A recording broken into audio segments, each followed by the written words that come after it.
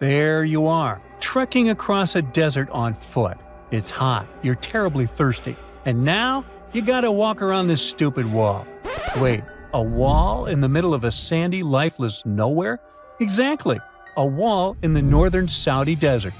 Archaeologists have just made a super exciting discovery, and what they found was not just a single wall.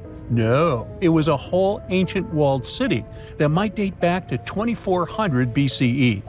They think this place was home to around 500 people and could have been used for 1,000 years. This discovery is groundbreaking. It means that the area could have been way more advanced than anyone expected. This city was well organized, with different zones for living, towers and strong walls for protection, and different sections for all kinds of daily life. This ancient city, now called Al-Natab, was basically an oasis town, and it's great since it can give us a peek into what life might have been like in this desert thousands of years ago. Apparently, they had clearly separated areas, like residential sections, a cemetery, farmland, and even a town center. This oasis city, found in the Khaybar area, is the first big organized settlement from the 2nd or 3rd millennium BCE that researchers have uncovered in northwestern Arabia.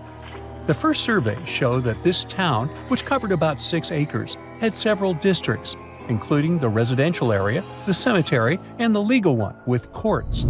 The houses were set up in neat rows, all connected by small roads. Those streets kept the residential area separate from the rest of the town. Back then, most people in this region were nomadic herders, always moving around. But archaeologists have been sure that during the Bronze Age, northwest Arabia had small walled towns and oasis centers scattered across it. These connected oasis towns were unique, offering secure places for people to live, store goods, and trade. They started showing the beginnings of urban planning, which hints that people of that time were already starting to settle down and organize communities more seriously. The research team estimated that there were about 50 homes in Al-Natab, but that number could go up to 70 as they keep digging. They think that a few hundred people lived there, and probably one of the coolest things is that some houses went up to 3 stories tall. Built on a slope near a couple of major trade routes, this city was set up in a prime spot. Now, one of the most impressive things about this place is its water supply. The oasis had springs and aquifers, which are underground water sources, and such conditions were perfect for farming. Those water sources meant residents could grow their own food, making the town self-sufficient. The outer walls probably helped control who could enter the town and get access to its resources. This settled way of life was an impressive shift from nomadic living to a more agro-pastoral lifestyle, which means a mix of farming and herding animals.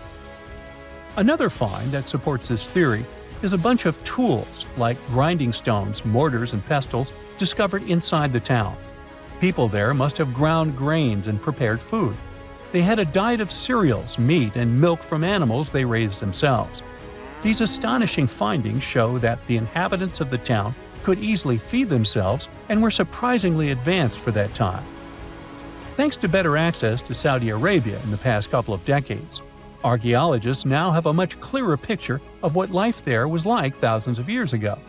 The most exciting thing is that Al-Natab might have been part of a whole network of similar fortified oasis towns spread across the region, and all of these connected sites could show us how trade routes and small settlements worked together at that time in that arid area.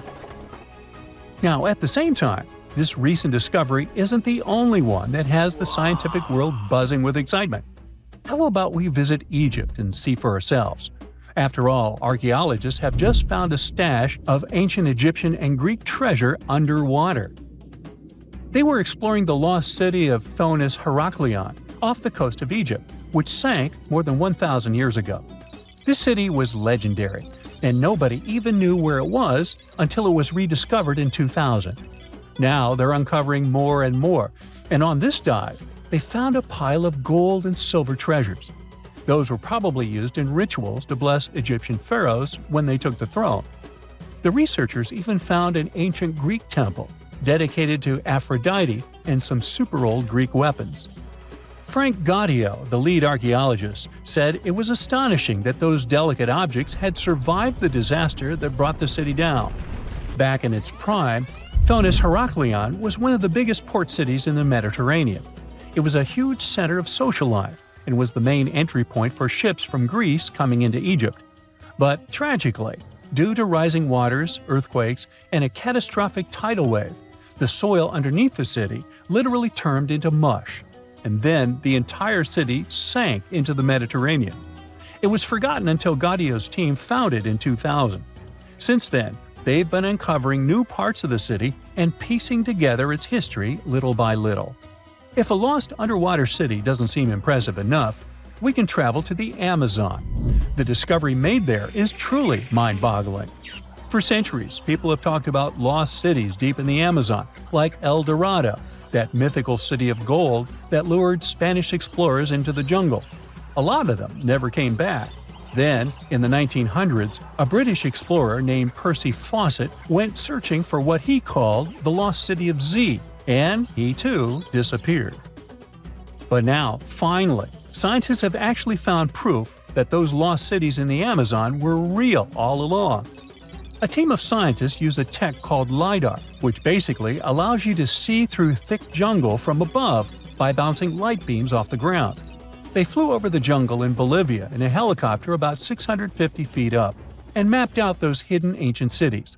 What they found were ruins of a huge urban settlement built by the Kasarabi people who lived there from 500 to 1400 CE. And it wasn't just a couple of buildings here and there.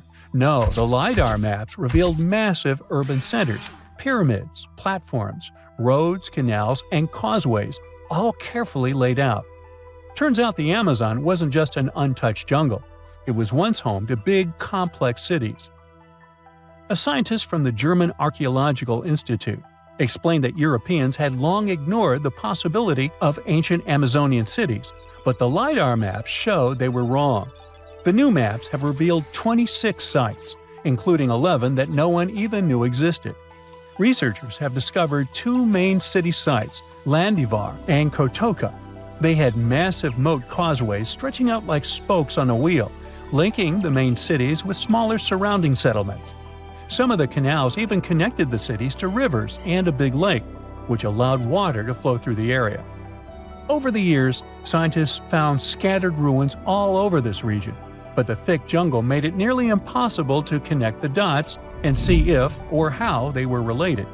With LiDAR, the whole layout came to life, showing that those sites were part of a much larger organized urban system. It's now also clear that the sites had a greater meaning, since everything is lined up in a way that could be symbolic of the spiritual beliefs of the inhabitants. The Kasarabi culture isn't as famous as the Maya, but they had a thriving society in an area that faced huge challenges, like yearly flooding. And although the nearby Andes had their own monumental sites, the Kasarabi were doing something absolutely unique. They even had reservoirs to store water, which suggests they might have been dealing with occasional droughts, which is pretty unusual for the Amazon. Actually, those terrible droughts could be why the Kasarabi eventually left their cities around 1400 CE. Hey, if you think Stonehenge is one of the oldest stone monuments ever, well, let me introduce you to Göbekli Tepe. Buckle up, we gotta travel to Turkey to meet this really old guy. Yeah, he's too old to travel. Jokes aside, Göbekli Tepe, an archaeological site located in southeastern Turkey that dates back to the Neolithic period, around 10,000 BCE. It's considered to be one of the oldest and most significant archaeological discoveries in recent times. The site consists of a series of circular and rectangular structures made of stone pillars. Yeah, it does look like its younger brother Stonehenge. Some of those pillars are decorated with intricate carvings of animals and other symbols. Now, you maybe wonder, hey, why on earth did they make such a fascinating building? What was its purpose? Sorry, I got no answer for that. The purpose of the site is still unknown, but it is believed to have been a ceremonial center for the ancient people who lived in the area. The discovery of Göbekli Tepe has challenged long-held beliefs about the development of human civilization, as it suggests that complex societies may have emerged much earlier than previously thought. Okay, pack your stuff. Our travel's just started. Next destination, Masada. It's an ancient fortress located in Israel on a plateau overlooking the Dead Sea. Hey, look at that view. Spectacular, huh? It was built by King Herod the Great in the 1st century BCE, and it was very smartly built. Within the fortress, there were various facilities such as storehouses, barracks, a palace, and a set of cisterns capable of holding approximately 40,000 cubic meters of rainwater. People living there believed that the collected runoff from a single day's rainfall could provide sustenance for over 1,000 individuals for a period of 2 to 3 years. Access to the fortress was limited to 3 steep and winding paths leading up to fortified gates. Still, at one point, the fortress was occupied by people who had fled Jerusalem after the city was captured by the Romans. They held out against the invaders for several months, but eventually they were defeated. But these guys didn't surrender. The story of Masada has become a symbol of resistance and bravery. Today, Masada is a popular tourist attraction and a UNESCO World Heritage Site. The next flight is going to be short. We're popping over to Egypt to see the Karnak Temple Complex. It's a vast ancient Egyptian temple complex located in the city of Luxor, Egypt.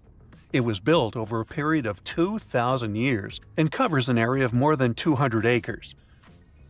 The complex is dedicated to the worship of the deity Amun-Ra. Wait a minute, that should be Amun-Ra, and it was one of the most important religious centers in ancient Egypt. The Karnak Temple consists of several temples, chapels, and other buildings, including the Great Temple of Amun, the Temple of Khonsu, and the Temple of Ptah. Ptah! The Great Temple of Amun is the largest and most impressive temple in the complex, with massive columns, statues, and other decorations.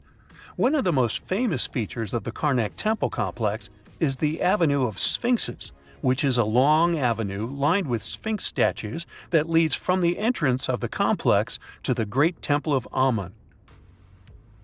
Another notable feature is the Hypostyle Hall, which is a massive hall with 134 columns that are over 70 feet high. The Karnak Temple Complex is a popular tourist attraction and a UNESCO World Heritage Site. It's considered one of the most important archaeological sites in Egypt and provides a fascinating glimpse into the religion and culture of ancient Egypt. Hey, we can't hop on the next flight and leave Egypt until we see the Pyramid of Djoser. It has another name, by the way. It's also known as the Step Pyramid. This ancient Egyptian site is located in Saqqara. It was built during the 27th century BCE for the pharaoh Djoser by his architect Imhotep, who is considered one of the most important figures in Egyptian history. People believe this pyramid is the first monumental structure built entirely of stone and is an important example of early Egyptian architecture. The pyramid originally stood at 203 feet tall and was surrounded by a complex of buildings and courtyards. It was constructed in 6 layers, each smaller than the one below it, giving it the distinctive step-like appearance. The pyramid was used as a burial place for Pharaoh Djoser and was surrounded by a vast necropolis that contained the tombs of many other important officials. The Grateful Dead? The Pyramid of Djoser has several renovations and additions over the centuries, including the addition of a limestone casing that covered the original step structure. However, much of the pyramid was destroyed over time, and today only the central core remains. Despite this, it remains an important archaeological site and a popular tourist attraction in Egypt. Alrighty, we're ready to move on. There's one more pretty recent discovery we gotta see today. The Tower of Jericho was only discovered during excavations in the 1950s and 60s. It's an ancient stone tower located in the city of Jericho in the West Bank. Just like Göbekli Tepe, this one is believed to be one of the oldest stone structures in the world, dating back to approximately 8000 BCE. The tower stands at over 28 feet tall. It's made up of 2 main sections, an inner tower and an outer tower, which are connected by a series of stairs. The purpose of the Tower of Jericho is not entirely clear, but it is believed to have served as a defensive structure or a watchtower. It may have also had religious significance, as it was located near a sacred spring. The Tower of Jericho is a significant archaeological site and has provided valuable insights into the early history of human civilization. It's open to visitors and is a popular destination for tourists interested in ancient history. Now, this ancient site even got attention from Netflix, and they made a movie where the action takes place in Mohenjo-Daro. This site was a major center of the Indus Valley civilization in present-day Pakistan. Mohenjo-Daro was one of the largest cities of the ancient world, with a population estimated to have been around 40,000 in its peak. Trust me, that must have been a crazy megalopolis back then. The city was notable for its advanced urban planning, with sophisticated drainage and sanitation systems, and its impressive architecture, including the Great Bath and the Granary. Mohenjo-Daro was abandoned around 1900 BCE, and its ruins were only rediscovered in the 1920s.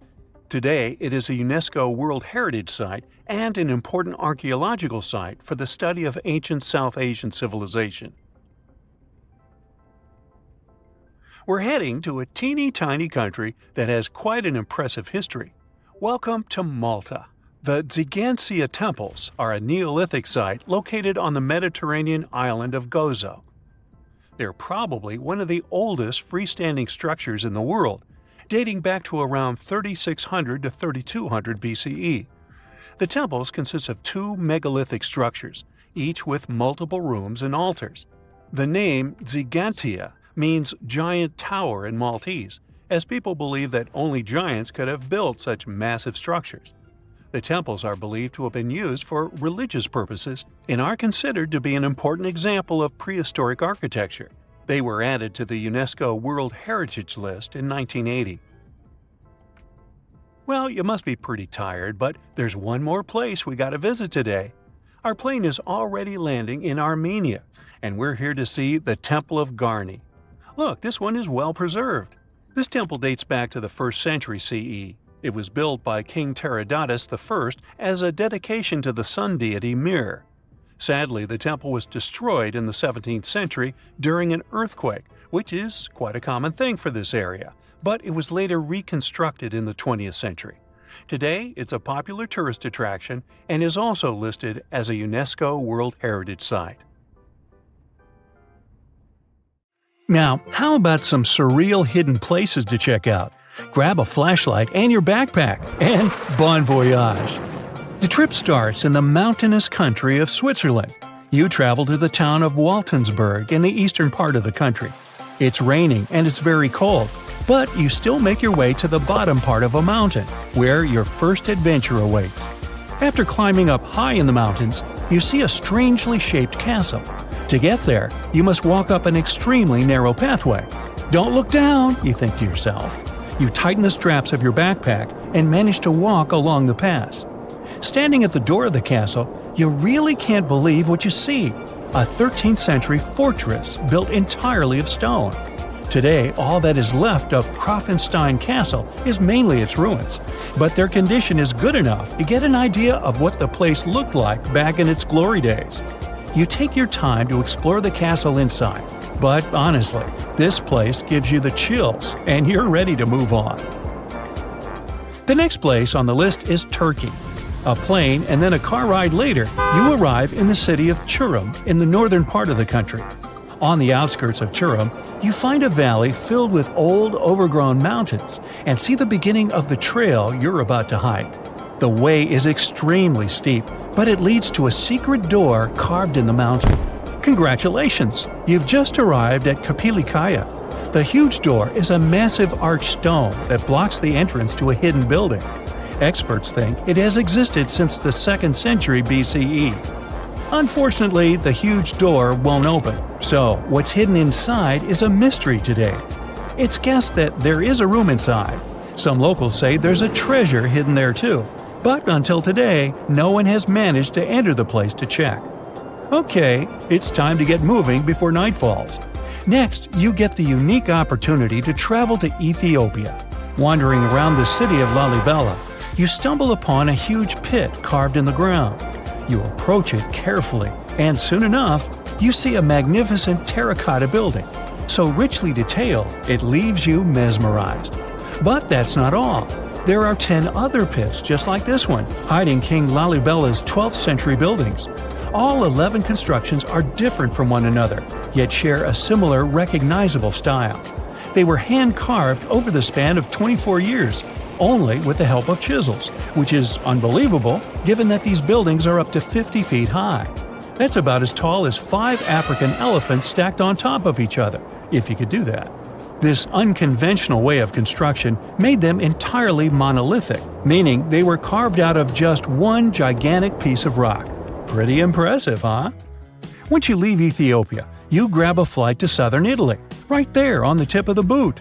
No hiking is needed here. Whew! Your friend takes you to a site called Sassi di Matera. It's a Paleolithic city carved in the slope of a steep hill.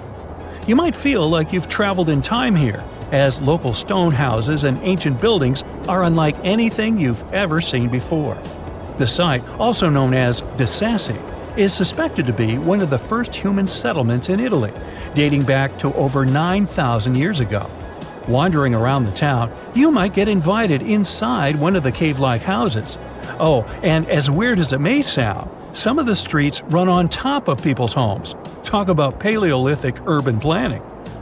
You're probably becoming an expert on rock-cut architecture by now, but there are still a few sites left on your list. Next off, you head to Slovenia to visit the world's largest cave castle. This medieval castle was built on top of a 400-foot-high cliff and was designed to be impenetrable. Luckily for you, security is much more relaxed today. Still, if you're looking for a more challenging and less touristy way inside, you can get into the castle through one of its many underground tunnels. They were built over 800 years ago for the owner of the castle. He needed secret passageways to sneak supplies. Today, Pajama Castle is both enchanting and mysterious. I'd say it depends on whether it's a warm sunny day or a cold stormy night. After this medieval experience, you head on to visit Petra, a magnificent Jordanian monument found in the middle of the desert. To get around here, you'll need a large supply of water and sunscreen because it's going to get hot. But this site is worth it. The city of Petra is a marvel of the ancient world. Back in the 4th century BCE, this region was a trading hub at the crossroads of commercial routes. Petra was a wealthy city, home to the Nabateans, an Arab Bedouin tribe that thrived in the region for many years. The rock-carved gate-like structure Petra is famous for is called the Pharaoh's Treasure. It stands at the main entrance to the site and is said to have a treasure hidden inside. You might feel tempted to check it out for yourself, but that's an adventure for another trip. For now, you hop on another plane ride, this time to the Americas. First, you visit the USA, more specifically, the mountainous state of Colorado. You make your way to Mesa Verde National Park.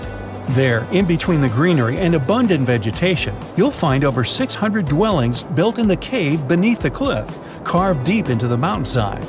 This ancient village is now considered a heritage site. The local Puebloan tribe built it back in the 1190s. One of its main buildings is called the Cliff Palace. It's a multi-story construction built from sandstone and mud mortar. The palace alone housed over 150 rooms. If you're feeling sporty, you might want to visit the Balcony House. To get there, you'll have to climb a 32-foot ladder. You'll get to see a mid-sized village of 38 rooms, including 2 kivas. Those are traditional chambers that were built by the Puebloans for ceremonial purposes. Still in the U.S., you make your way to the hills of South Dakota. You're there to visit one of the world's most impressive human-made sculptures on Mount Rushmore. What's so mysterious about this place, you might ask? Well, during Mount Rushmore's construction, a 70-foot-long secret tunnel was built behind the head of Abraham Lincoln. The tunnel was supposed to hold all the documents and artifacts important to the United States history. After the designers thought it through, they decided it was better to hide them in a safe box in the floor of the tunnel. The box holds the history of how Mount Rushmore came to be carved, as well as a brief history of the U.S. and the 4 presidents depicted on the mountain. Amazing, right? Now, you're headed down to Machu Picchu. a South American site hidden between the Peruvian mountains. Machu Picchu itself is already a mystery.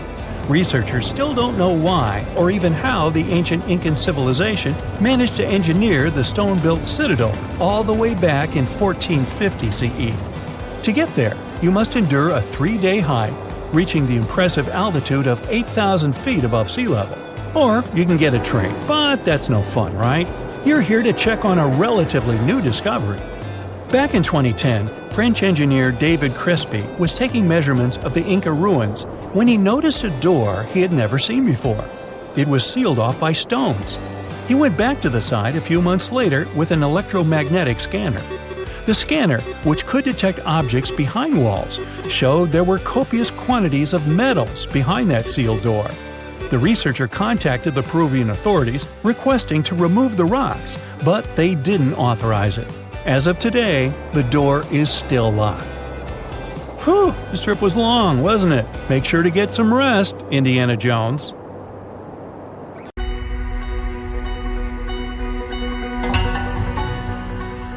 Take a look at these stones. They seem ordinary at first glance, just ancient slabs, ruins of some buildings.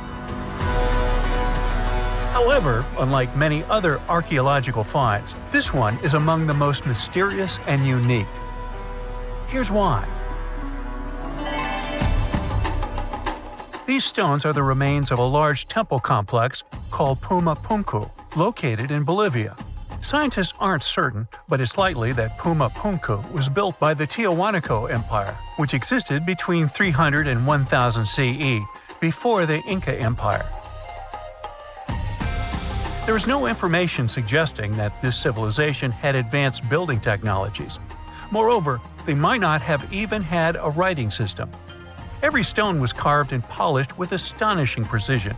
They fit together perfectly, like pieces of a puzzle. The craft is so refined that not even a razor blade can pass between the stones. Quite impressive for people who lived around 1500 years ago. And these stones are heavy. The largest ones weighed around 130 tons. So, how did the builders transport such weight from one place to another? Scientists suggest that this civilization did not know about the invention of the wheel. So, how did they manage to build such a perfect engineering structure? Did Tiahuanaco have the knowledge and tools for stonework? Or did someone else build Puma Punku? There are several theories about this. Theory 1. There was some advanced civilization that came to South America, interacted with Tiahuanaco, built this engineering marvel, and then left. Theory 2. Some beings from another planet came to Earth, showed humans how to build perfect structures, and created Puma Punku. This theory is dubious.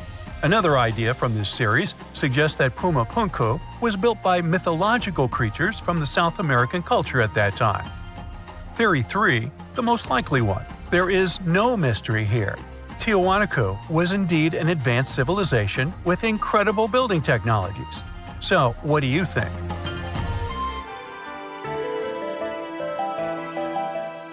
Okay, we've seen some pretty rectangular stones used for building a temple.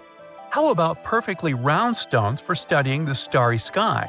Or for some other purpose, it doesn't matter. So, welcome to Costa Rica. In the south of this country lies the so-called decaspheres. These are large, heavy, round stones created in the pre-Columbian era, around 600 CE.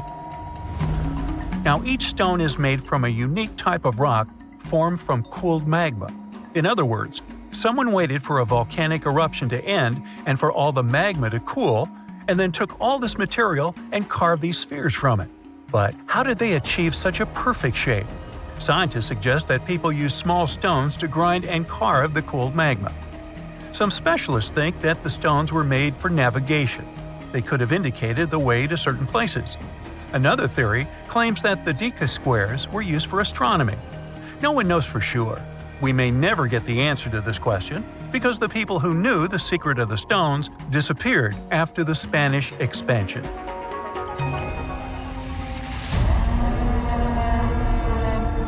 So, let's continue our journey. See these cobblestones? Archaeologists still don't know why they're arranged along a long stretch of desert crossing Jordan and Israel. These strange stones form a chain of lines 40 miles long and have been here since around 300 BCE. Because they were discovered by pilots during flights about 100 years ago, some call these stones kites. One of the more popular theories suggests that people placed these structures here to lure animals into a pit where they could be caught. Apparently, ancient hunters knew the behavior of local fauna well, and were sure the animals would somehow walk along these stones, ending up in an open area with a pit where hunters could easily do their work. Perfectly smooth rectangular and square stones, round stones, stone traps for animals. What's next? How about a stone canvas or stone painting? To see this ancient artifact, we'll travel to Glasgow, Scotland, where archaeologists unearthed a stone slab created about 5,000 years ago. It is called the Cockno stone.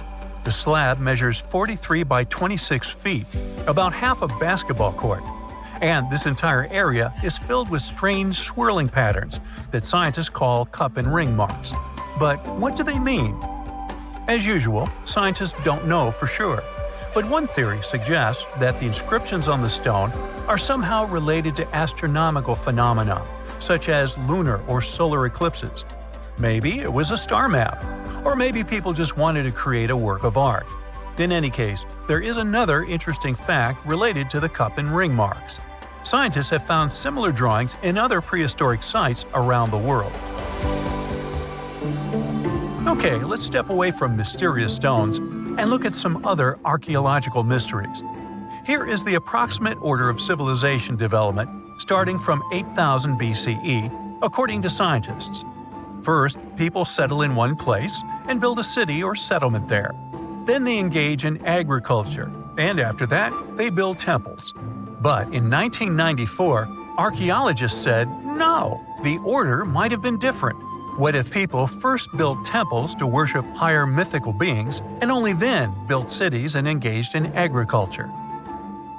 Let's go to Turkey, to the rural area of Göbekli Tepe, where in the mid-1990s, archaeologists discovered several stone pillars with carved animals on them.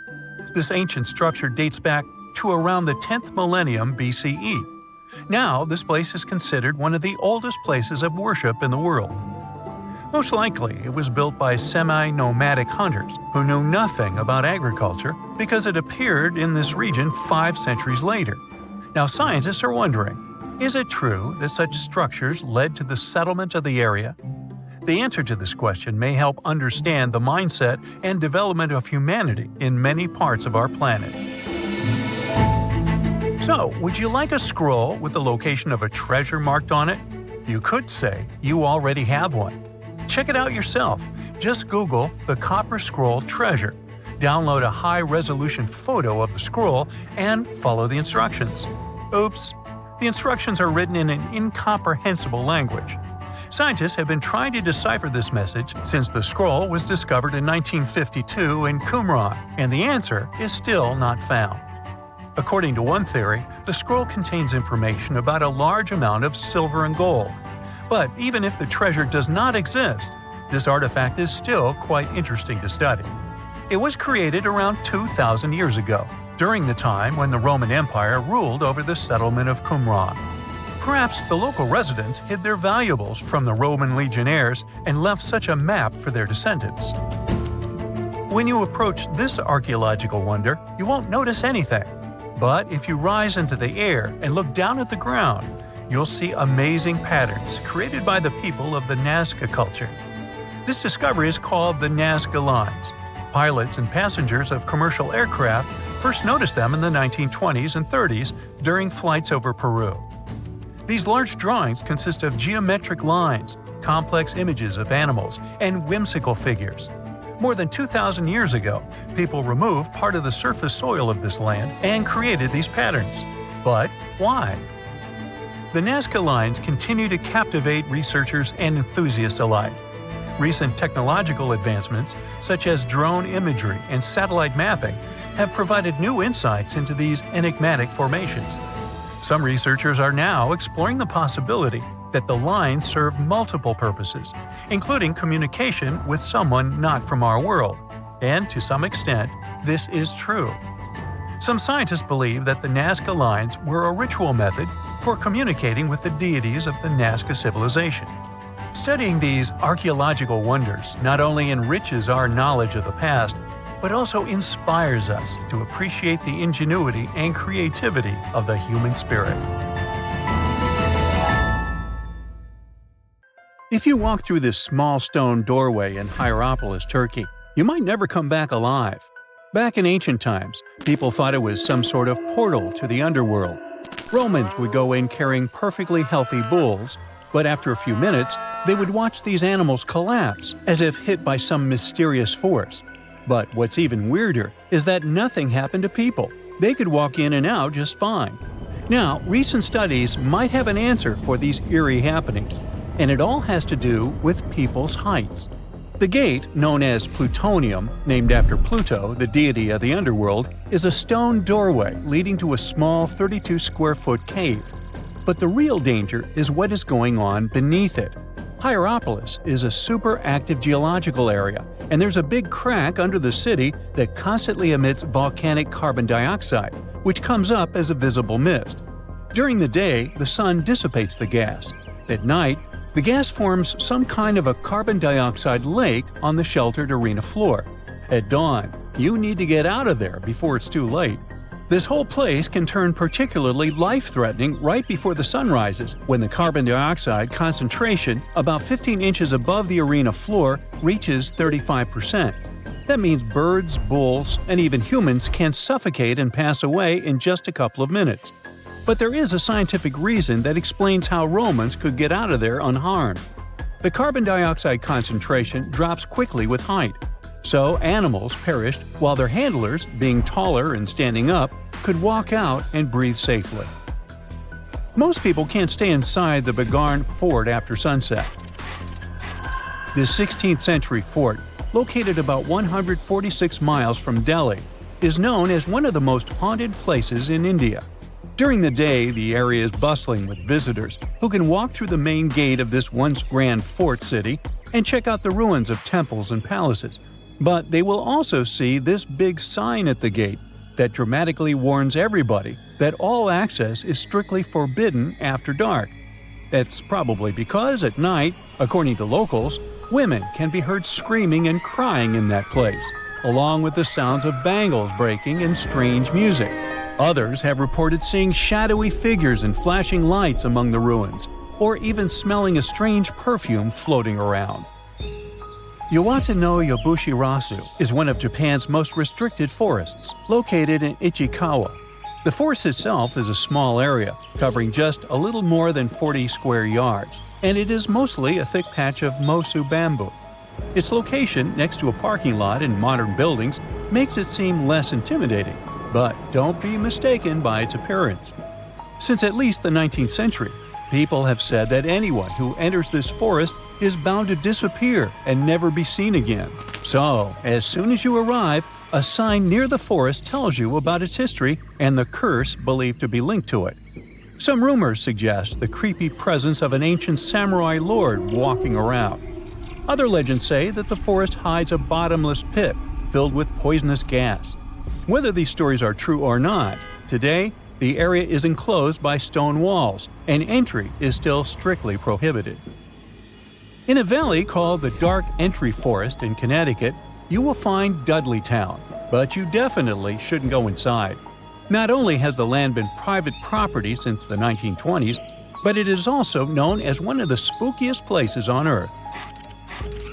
This place was first settled in the early 1740s, and many of the original settlers were from the Dudley family. That's why it's called Dudleytown. There's a local rumor that the town's founders were descended from Edmund Dudley, an English nobleman who lost his life for treason. The legend says this curse followed the Dudley family all the way across the Atlantic to America, and their misfortune is said to be responsible for crop failures, mental problems, and several tragic incidents in the village. Again, it is all just rumors, since historians haven't found any real evidence to support these claims. Still, the pitch-black surroundings and the eerie Blair Witch Project vibe going on in that place fueled ghost stories in the 1980s. This led to many cases of vandalism in the following decade, and because of that, the landowners closed the area to the public. This old abandoned building used to be the fancy palace of King Farouk's family, who was the penultimate king of Egypt back in 1936. After his family members passed away, the palace was turned into a morgue. Locals say that today, the whole place is super creepy and off-limits. Some people have reported seeing light bulbs flicker and shadows move around, making strange noises. Once, a group of kids allegedly went inside and totally freaked out when they found all the doors had suddenly disappeared, leaving them in complete darkness. They had no choice but to start screaming for help. This Hawaiian island has been off-limits to people for over a century. It's called Ni'iau and is the smallest inhabited island in Hawaii, covering around 69.5 square miles. It has around 84 residents. The island doesn't have cell phone service, paved roads, or power lines, just solar panels for electricity. A single family has privately owned the island since 1864, when a Scottish farmer bought it for $10,000, which would be around $250,000 today. The island has stayed in the family, passing down to its descendants, the Robinsons. They have kept it private ever since, so access is highly restricted and basically by invitation only. The Erdstall tunnels are a network of about 2,000 mysterious underground passageways mainly found in Central Europe, especially in Austria and Bavaria. These tunnels are usually narrow and cramped, often just wide enough for one person to squeeze through at a time, and they are believed to date back to the Middle Ages, as far back as the 12th century. What's really puzzling about these tunnels is their purpose. Despite a lot of research, nobody really knows why they were built. There is a theory that they were used for storage, but since many of them are below the water line and occasionally get filled with water, that doesn't seem very practical. These tunnels have very light, almost claustrophobic sections and sudden drops, which doesn't seem practical for other straightforward uses like escape routes, hiding places, or even spiritual purposes. To make things even more mysterious, there is a complete lack of artifacts, which makes it even harder for researchers to figure out what these tunnels were really for. Since 2019, adventurous people can get arrested if they try to climb this rock. Uluru, also known as Ayers Rock, has been off-limits because it is now considered a sacred site for local communities. But the fact that it is also extremely dangerous probably played a big role in the decision to close it off to visitors. This rock is 1,142 feet high, which is about the height of an 80-story building. The climb to the summit can be very slippery, and high temperatures, which can hit 116 degrees Fahrenheit in the summer, have led to people passing away from dehydration and heat-related issues. Something even creepier happens at the top of the rock right after storms. When it rains, small tadpole-like crustaceans called shield shrimp hatch in temporary water holes and rock pools on top of Uluru. These extraterrestrial-looking creatures are about 3 inches long, and they spread their super-resilient eggs everywhere. When enough summer rain comes, they hatch and go wild, feeding on microorganisms and bacteria in the water. How these strange creatures end up in the fleeting pools on top of Uluru is still unclear, but the most likely explanation is that their eggs might travel there with the wind. Mirror check. You've got your beige parka on, your chisel is packed, and your overnight plane ride to Saudi Arabia is booked. You know what this means, right? Unfortunately, you weren't cast in the remake of Dune. It just means that you're ready to go explore the world's largest desert areas in the hopes of uncovering prehistoric secrets about our ancestors. Let's get one thing straight. If you ever thought that deserts were empty spaces, think again.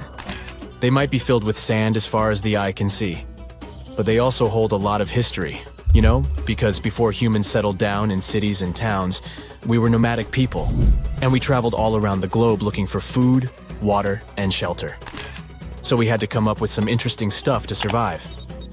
Like this thing that was found in the desert of Saudi Arabia. Do you have any idea what this could have been? Over many years, scientists have discussed the origins and use of huge structures such as these ones. It seems our Neolithic ancestors were way smarter than we gave them credit for.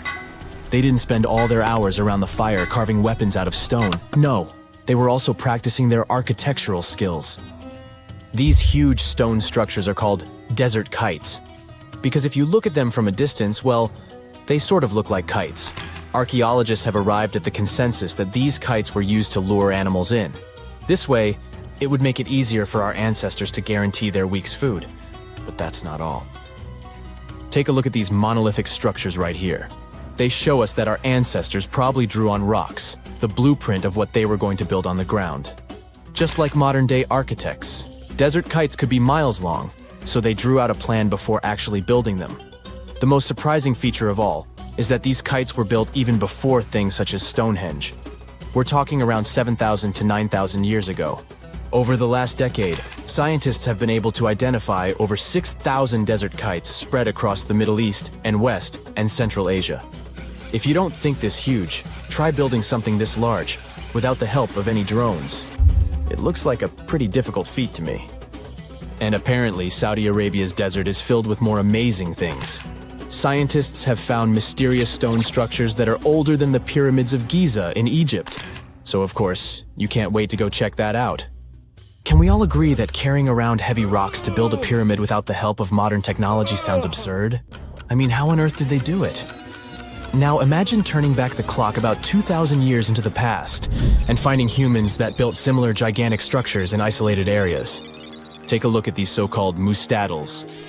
They are rectangular structures built from piled-up stones, found over 77,000 square miles. Some archaeologists believe that these monuments were used for ritualistic purposes, maybe processions of some kind, where people would walk from one end of the plateau to the other. I'd be down for that. Now let's move on to another deserted area. We're entering the world-famous Sahara Desert landscape. Isn't it beautiful? Here, you're about to unravel an ancient mystery, something that took years for researchers to solve. Fun fact, the Sahara Desert is the world's largest hot desert. It spans over 3 million square miles, which would be like putting 1,000 times the country of Hawaii next to each other. We say it's the largest hot desert because the world's largest desert area is Antarctica. But we all know temperatures over there are freezing, not the typical image of when we think of a desert. Deep into the desert, near the Algerian town of Fougeret et Zoua, something strange was found. For decades, these tiny dots appeared on images of Google Earth, but nobody could explain what they were. Some scientists were sure that these circles are the result of oil activity in the region. Others guessed that these were ancient fogeras or ancient water wells. There are dozens of them, stretching for miles and miles in a straight line. The strange thing is that they are always far away from any town, road, or human activity in general. So what was or is their purpose? If you had to take a guess, what would you say? Remember we talked about how our ancestors had to be creative in order to survive in the desert? Let's try to walk in their shoes for a minute. Imagine you're a nomadic hunter-gatherer living in a desert area. You spend your days basking in the hot sun, trying to count all the grains of sand around you. But you also need to eat and drink water. But how on earth do you get water in a desert? Sure, you can hope to keep running into oasis every week or so, but that seems a bit risky, doesn't it? That's why North African people invented the so-called fogeras. The fogeras are a 2,500-year-old irrigation system. Locals would dig deep wells in elevated areas, wells deep enough to tap into underground water. Then, they would dig parallel shafts at regular distances. This way, the water would flow from the main well down into all the shafts and irrigate entire areas.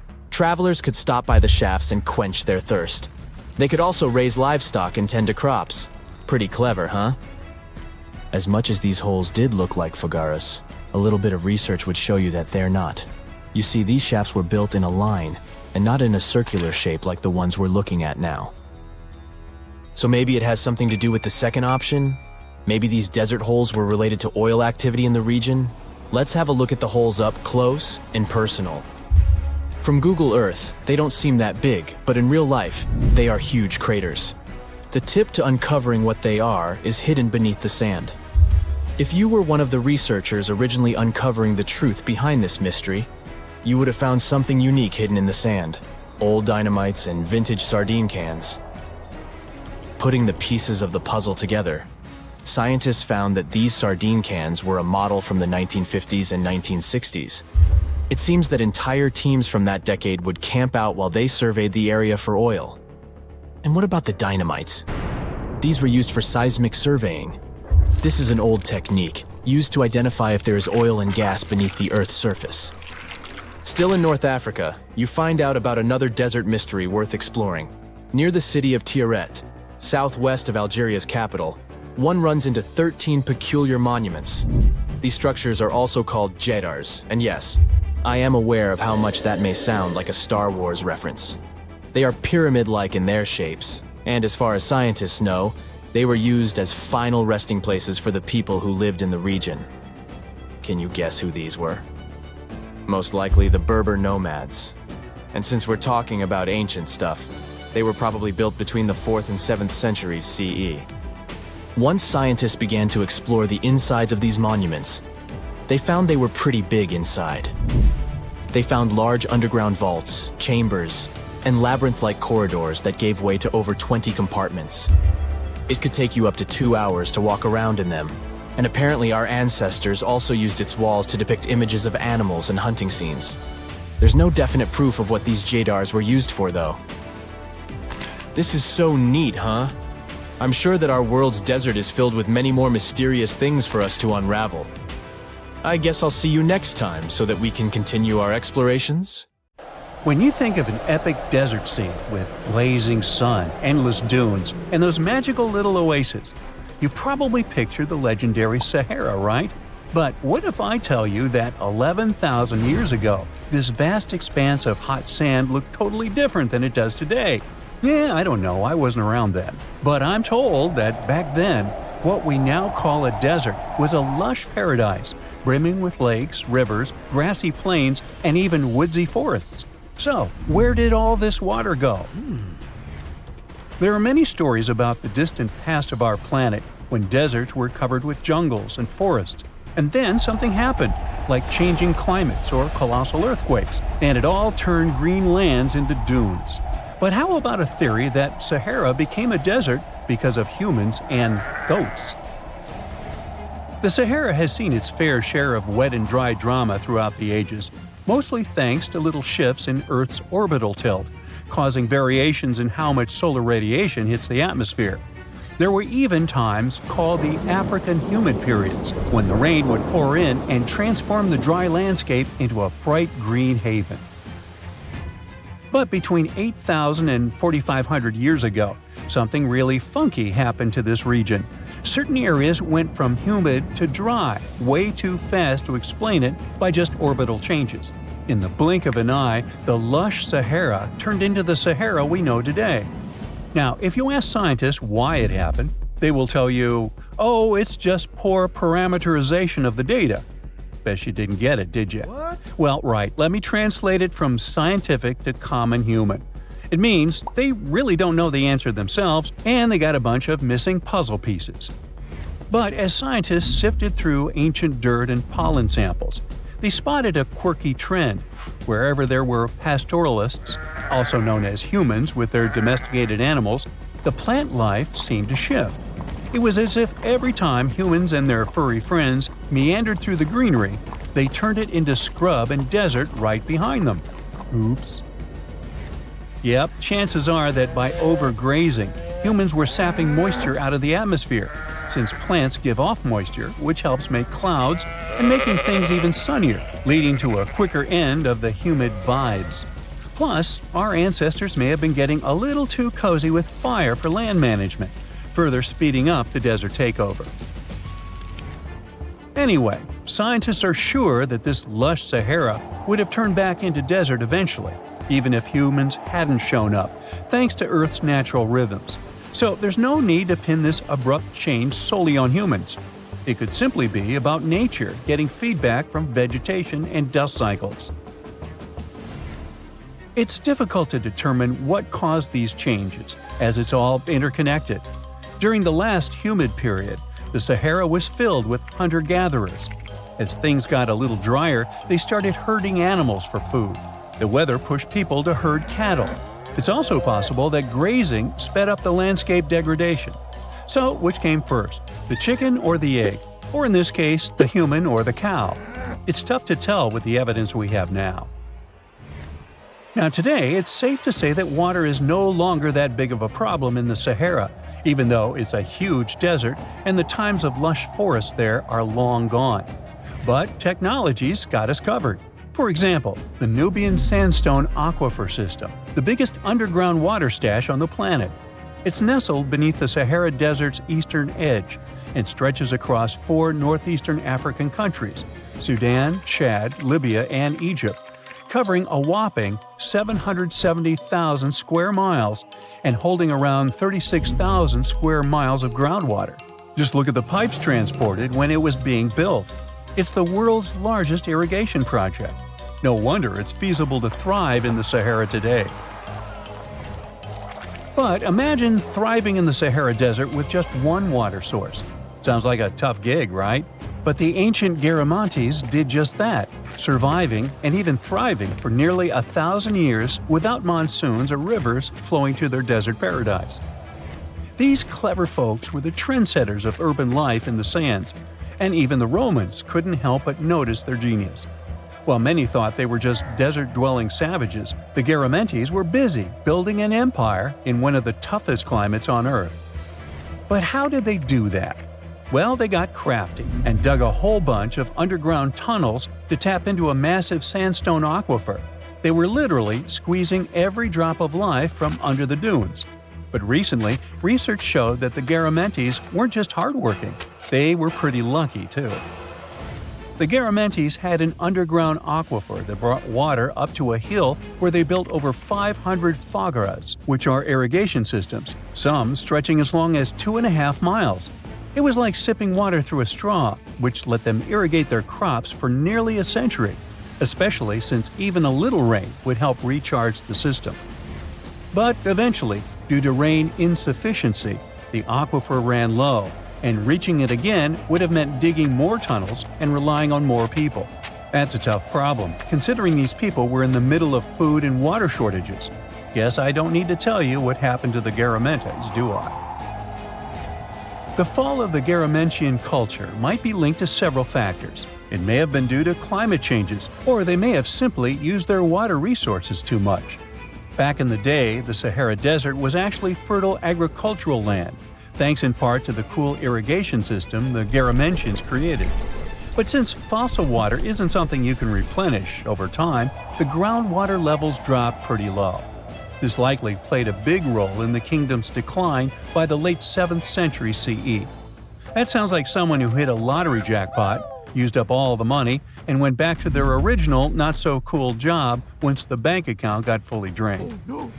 Oh, by the way, even if the Garamantes left some secret wisdom messages for us, the chances are we'll never get what they wanted to tell us. Nobody really knows what language they used, and their texts are nearly indecipherable to us today. But let's go back to the Green Sahara.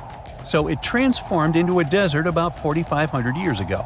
But today, we can understand how people lived in those times in the Sahara thanks to natural parks in Africa that have the ultimate outdoor art gallery.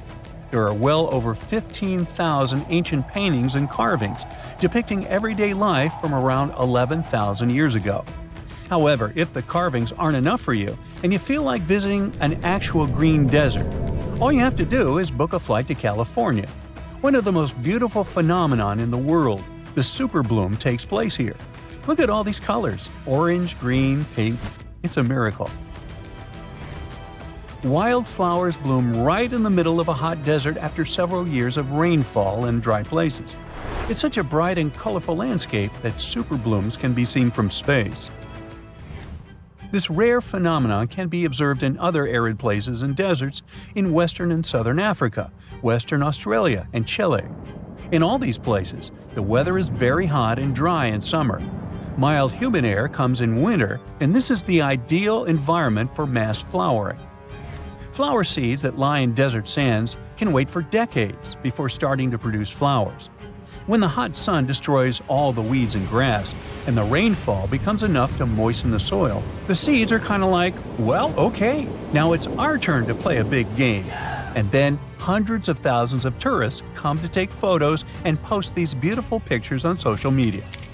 And this, unfortunately, is one of the main dangers for flowers. Therefore, if you find yourself in a place like this, don't pick the flowers and don't trample on them. Stay on the path, don't litter. Take only pictures and leave only footprints. You get it? Good. You've just reached your perfect spot on a deserted beach. It's so quiet here that you start to doze off.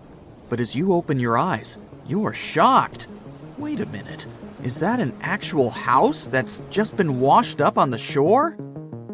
It may sound like the beginning of a sci-fi novel, but not if you live near this beach in El Salvador. There's a mysteriously abandoned house there that looks as if it's just been washed ashore. How did this villa end up there? How long has it been here without anyone noticing it? This mysterious construction is 46 miles south of El Salvador's capital, San Salvador. Locals say the building used to be a hotel called Puerto Ventura. At the time it was built, its main attraction was the fact that it was really close to the sea. Unfortunately, the engineering behind it wasn't well planned out, all because locals didn't need any official permission to start the construction. The hotel was too close to the water and dangerously exposed to the elements. The Roman-style villa is now a mere 50 feet from the edge of the sea when the tide is low. It can only be accessed in the morning because later, the tides fill the first floor with salt water. What's now left of the hotel looks like the ruins of a two-story house. The front part is very impressive, with Roman-type pillars. It also has wide windows on the second floor. You can still see parts of the iron structures and remains of what used to be the gateway to the second floor. There are some bleachers at the top of the building. They're sometimes used by tourists. More and more people are now browsing the area, taking photos, even though the building is obviously not safe for climbing. There's little information on how long it's been sitting in its current location, but some locals say it's been there for at least 20 years. It had remained a local secret for years before it was discovered by a TikTok user in 2021. But that doesn't answer the question, how did the hotel end up in another location altogether? This is where things become a little fuzzy. While some locals say that the building was abandoned decades ago, others claim it was deserted after Hurricane Mitch hit the area back in 1998. Hurricane Mitch was one of the most dangerous weather phenomena to ever hit Central America. During the storm, the winds traveled at 178 miles per hour, and the hurricane itself lasted for about 15 hours. It was also the cause of a huge amount of rainfall, which resulted in floods and many dangerous landslides. Being built so close to the shoreline, the former hotel had little chance of surviving the extreme weather conditions, so it must have been literally displaced. After sitting under the sun, you might start dreaming of some snowballs getting washed ashore. To even out the temperature. I'm not kidding. This strange natural phenomenon did happen back in 2016. It resulted in about 11 miles of the coast of the Gulf of Aab in West Siberia getting covered with huge snowballs. Because of the low temperatures, small pieces of ice started to form in the water. Afterward, the wind and waves rolled them into giant snowballs. Some of them were the size of a tennis ball, but others were up to 3 feet wide. A 2004 Harley-Davidson night train motorcycle popped up ashore on a British Columbia beach back in 2012. It was neatly packed inside a shipping container. It took some time to do it, but the owner was eventually traced down. His name was Ikuyo Yokoyama, and he lost his motorcycle after a tsunami struck Japan on March 11, 2011. To get to its final destination, the Harley-Davidson traveled more than 4,000 miles. To celebrate its long journey, Yokoyama donated the bike to the Harley-Davidson Museum in Milwaukee.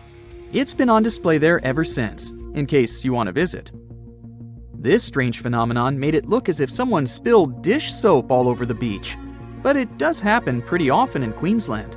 Sea foam covers the shore there a couple of times each year. It mostly happens after a storm, when ocean waves move dissolved organic matter around. It's basically like a giant ice cream maker.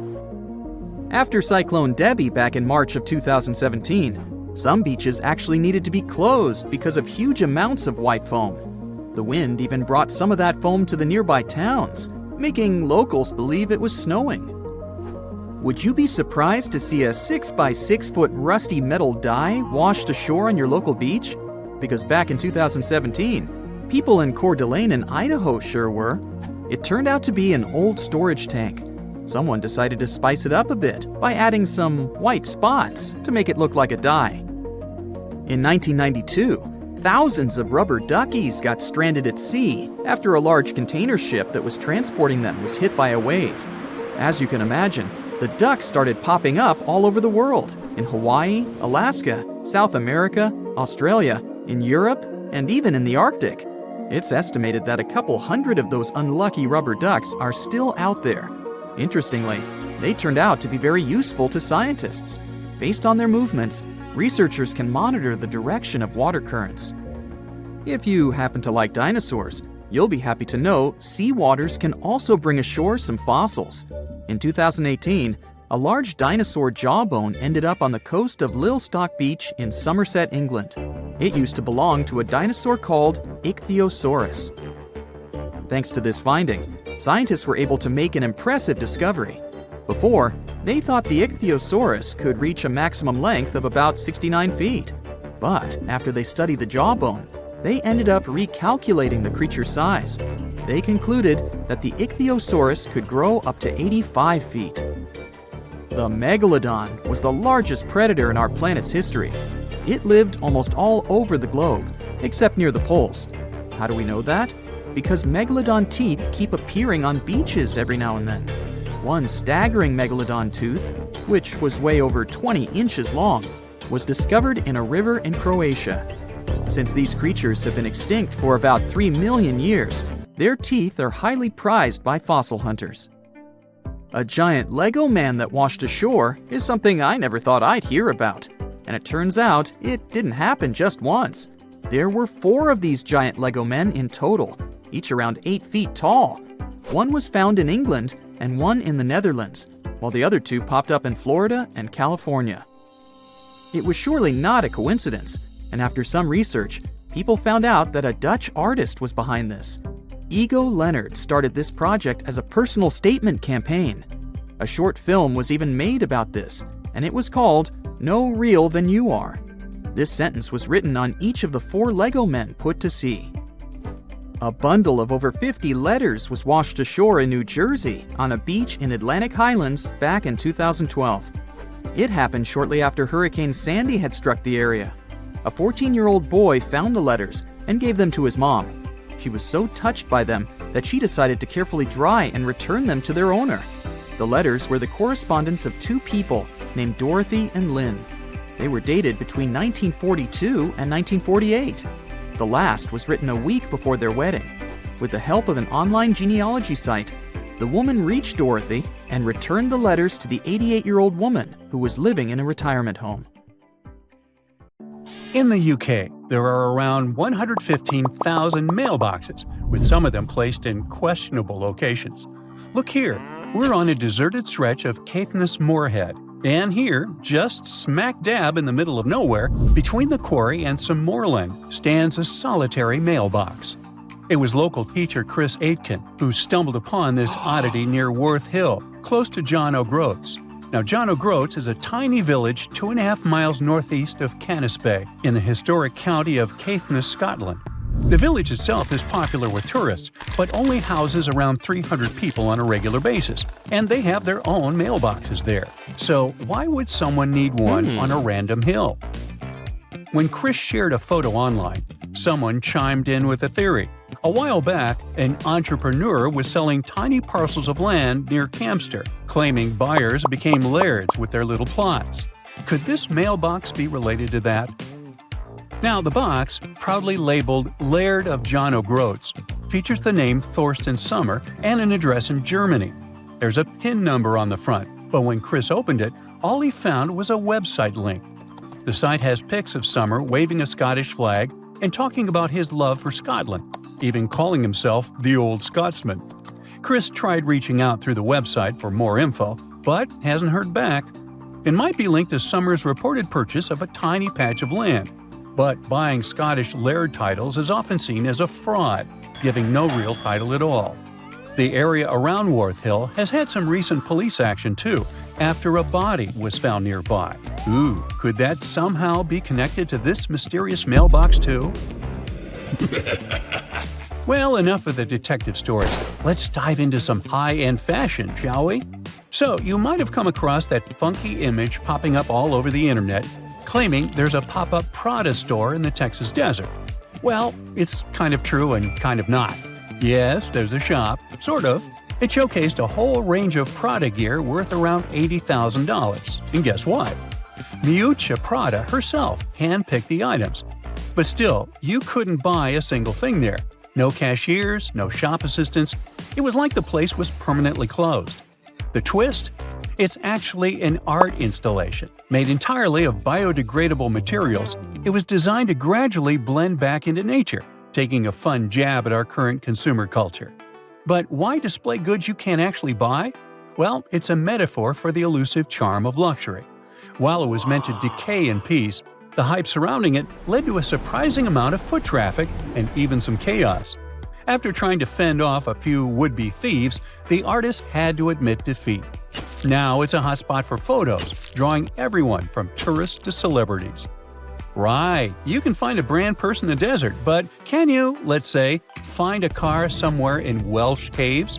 Well, the answer is yes, and let me tell you, it's not just one car, but many of them. The Cavern of Lost Souls is a well-known abandoned car cave tucked away in Wales. Once upon a time, it was a slate mine in Ceredigion, where workers pulled out tons of slate and transported it using narrow-gauge horse-drawn tramways. But as the mining industry faded away decades ago, the mine fell into a hush. If you dare go inside, which I personally do not recommend, you'll find two large chambers, but one is particularly noteworthy. The main chamber plunges around 65 feet deep and is mostly underwater, with just a small opening above. Since the mine shut down, locals and the council have taken advantage of that opening, tossing in all sorts of unwanted stuff. You'll find everything from fridges and TVs to even whole cars piled up in one corner. What makes the Cavern of Lost Souls special is the single beam of light that breaks through, casting its glow on the twisted heap of wrecked cars and metal. The water, when hit by that light, glows a stunning turquoise green, creating beautiful reflections of the cars and cavern walls on the still surface. Every now and then, a fragment of slate falls, shattering the quiet and sending ripples across the water. There was yet another weird find in Wales. A shiny 10-foot silver monolith recently popped up on Hay Bluff in Powys, Wales, and it's sparking a ton of curiosity. A local builder, Craig Muir, discovered it during his hike, and he described it as looking like it just dropped down from space. It's made of surgical steel, has no markings, and is super well crafted without visible welds. Muir's find is reminiscent of those mysterious monoliths that popped up worldwide in 2020, creating quite a buzz online. Local Richard Haynes suggested it could be some kind of scientific installation, but with national park rules against unauthorized structures, it might not be there for long. With no visible tracks around it, Muir speculated it could have been brought in by a group or even dropped from a helicopter. Now, this isn't the first strange monolith sighting. Similar ones have been spotted in Utah, the Isle of Wight, and even Glastonbury Tor, where one was humorously marked, "Not Banksy." However, it could be easily him. The UK is the leading country in terms of the number of Banksy's pieces of art. As of 2023, there were 70 of them. No wonder, as he is reportedly British and was born in Bristol.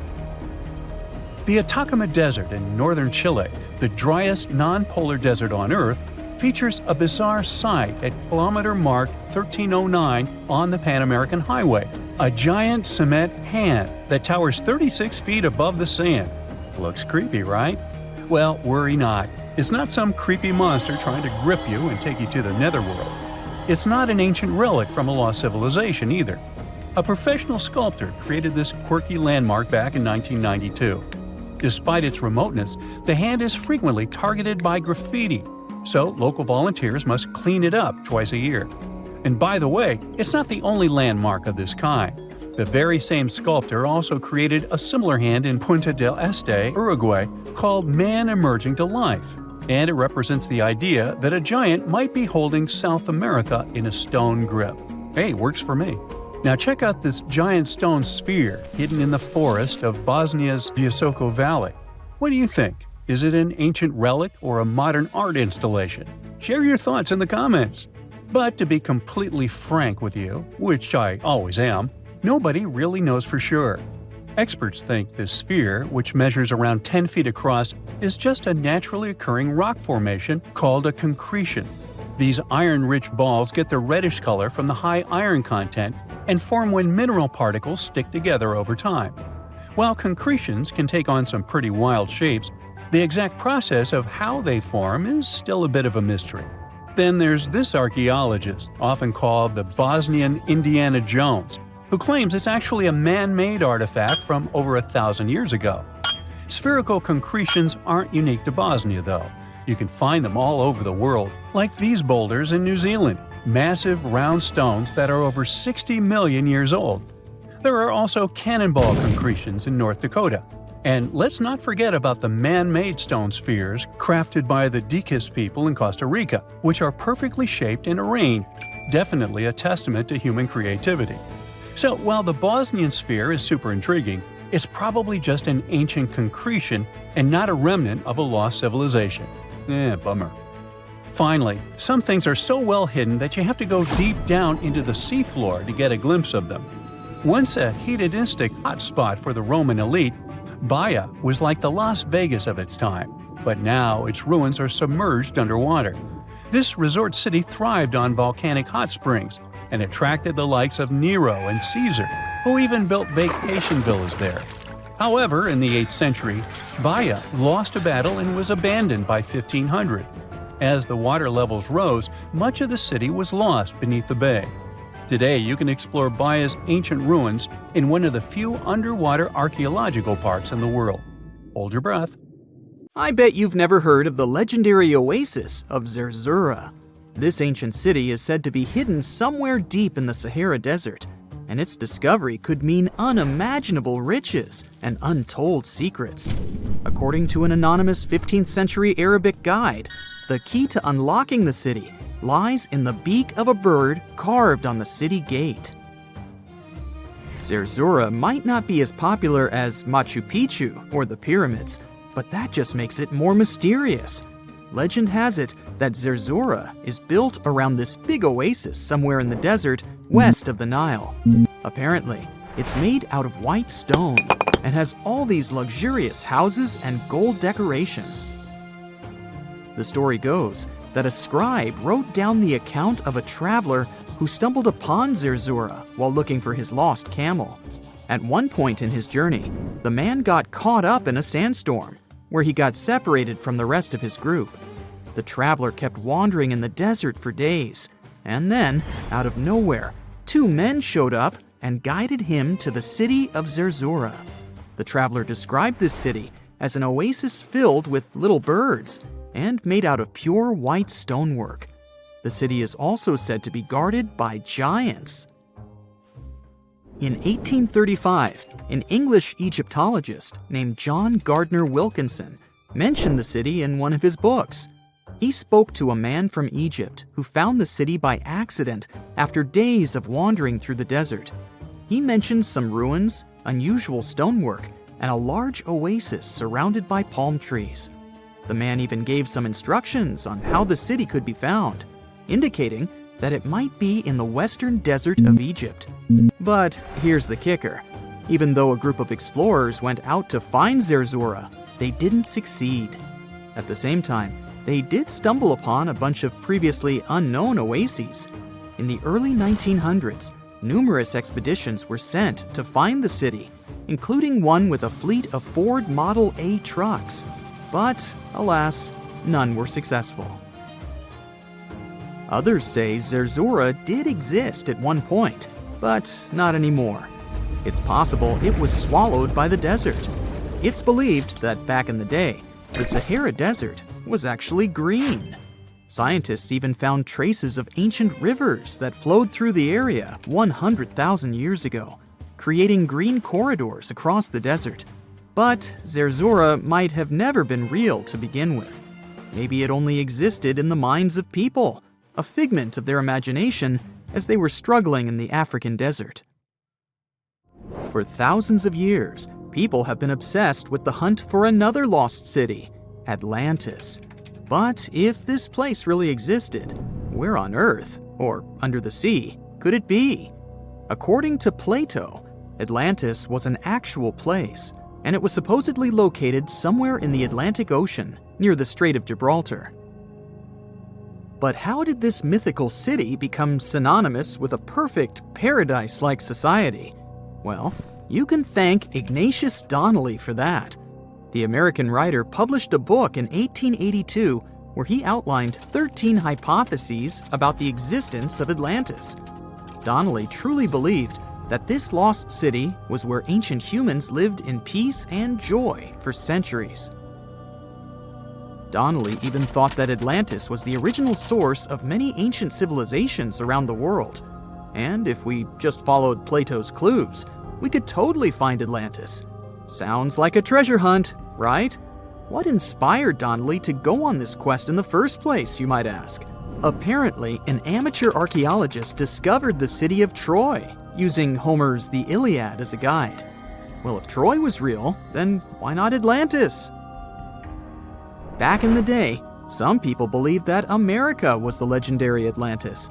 Columbus really stirred up some excitement when he brought back news about the New World to Europe. But the real hunt for Atlantis didn't really start until the 20th and 21st centuries. Some people tried to connect the dots between a volcanic eruption on the island of Santorini and the destruction of Minoan settlements. But in 2018, a team of investigators claimed they had nailed it, announcing they had discovered concrete proof that Atlantis had existed. What was their evidence, you ask? A series of mysterious circles in a national park in Spain. But the circles turned out to be nothing more than experimental ponds for studying zooplankton. Let's face it, there's no real evidence that Plato's lost city of Atlantis actually existed. But it doesn't make searching for it any less exciting, does it? The Fountain of Youth isn't a lost city per se, but it is another mythical location that many have claimed to have stumbled upon over the years. Long ago, people were obsessed with the idea of living forever, or at least extending their lives as much as possible.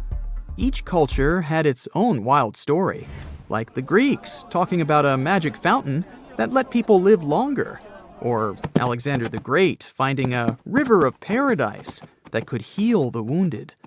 Japanese legends spoke of hot springs that could make you young again, while the Caribbean locals talked about the restorative powers of the water in one of their own mystical lands.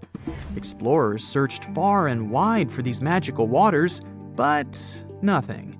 Probably the most famous of all was the story of the Spanish explorer Juan Ponce de Leon, who thought he'd found it in Florida.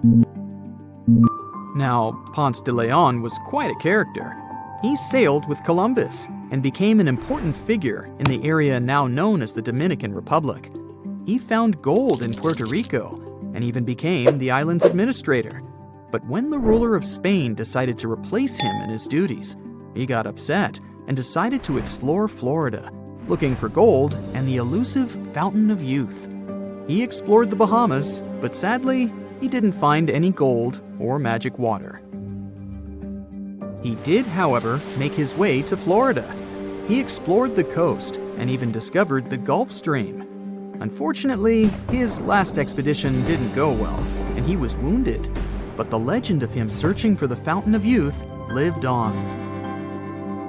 Even though historians don't think he was really looking for the Fountain of Youth, thousands of people visit the Fountain of Youth Archaeological Park every year to try the sulfur-smelling water. It's the oldest attraction in Florida, which has been around since the 17th century. Some say the water has unusual properties, but I'll leave that up to you to decide after you visit this place. Norse mythology has its own mysterious land called Thule. It's said to be somewhere between Scandinavia and Iceland, where the sun barely shines and the cold bites hard. The folks there survive on a diet of millet, herbs, fruits, and roots, washed down with a grain and honey brew. As for its exact location, scholars can't seem to agree on it to this day. The legendary ancient Greek explorer Pytheas was said to be the first to stumble upon Thule during his quest for tin mines. He sailed his way up north, passing by Scotland, and after 6 long days of sailing, he reached Thule. The people there, according to Pytheas, were quite primitive, but that's no surprise since they were just simple farmers living off the land.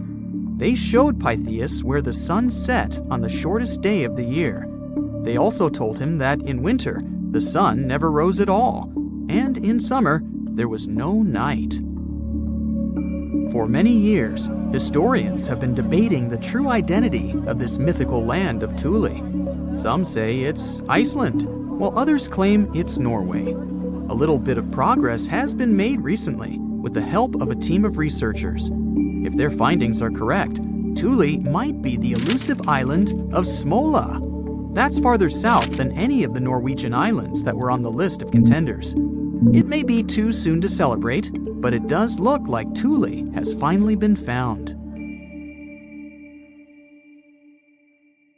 Have you heard of Göbekli Tepe? It's an ancient site in Turkey that literally made historians rewrite history books. Over 11,000 years ago, a group of prehistoric humans crafted an enigmatic masterpiece that's even older than Stonehenge.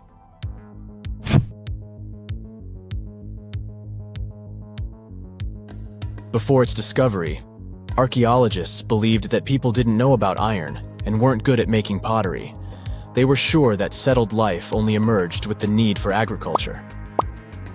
But Göbekli Tepe changed this belief.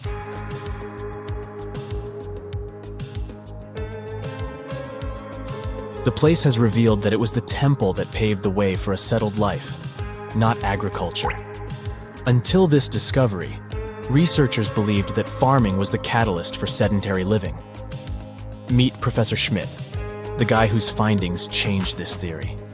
He managed to prove that hunter-gatherer communities laid the very foundations of this way of life.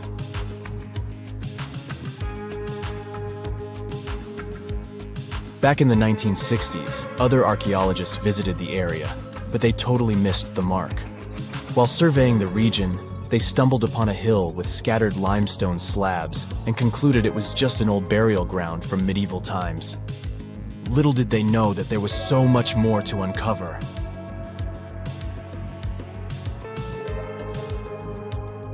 In 1994, Schmidt embarked on his own survey of prehistoric sites in the area. Surprise! He instantly realized he had discovered something truly extraordinary. Unlike the nearby flat and barren plateaus, Göbekli Tepe had a gently rounded top, rising 50 feet above the surrounding landscape. Funny enough, the translation of this place's name is Potbelly Hill. Schmidt was sure only humans could have made something like this.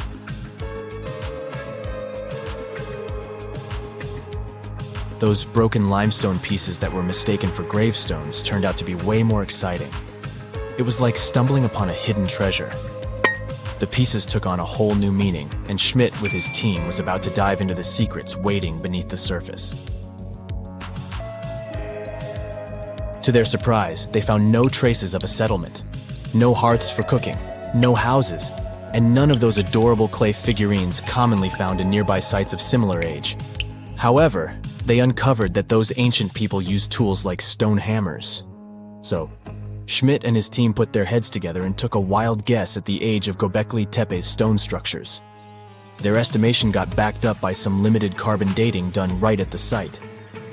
The ancient vibes of this place were finally starting to make sense. It was like a puzzle slowly coming together.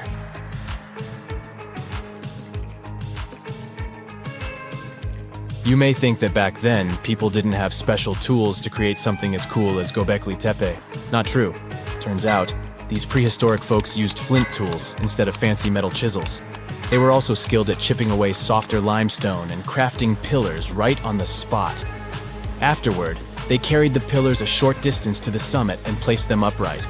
Once the stone rings were complete, they covered them with layers of dirt. Over time, they added new rings, and voila! You've got a cool hill to impress people in the future.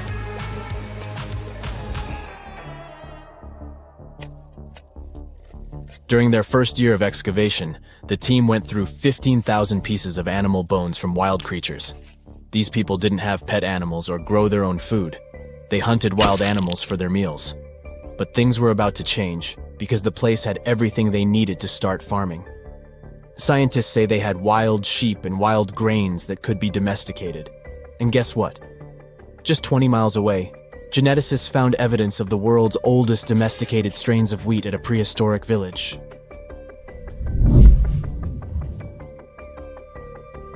These amazing findings have completely changed how we view civilization. In the past, experts believed that people needed to learn how to farm and settle in one place before they could build temples and develop complex societies. But guess what? Schmidt's research flips that idea on its head. He claims that the incredible effort put into constructing these astonishing structures actually set the stage for the development of advanced societies. It means that societal and cultural changes happened before agriculture. Schmidt has this fascinating hypothesis about Göbekli Tepe. He thinks it could have been a special burial site where people left their loved ones. And here's the twist.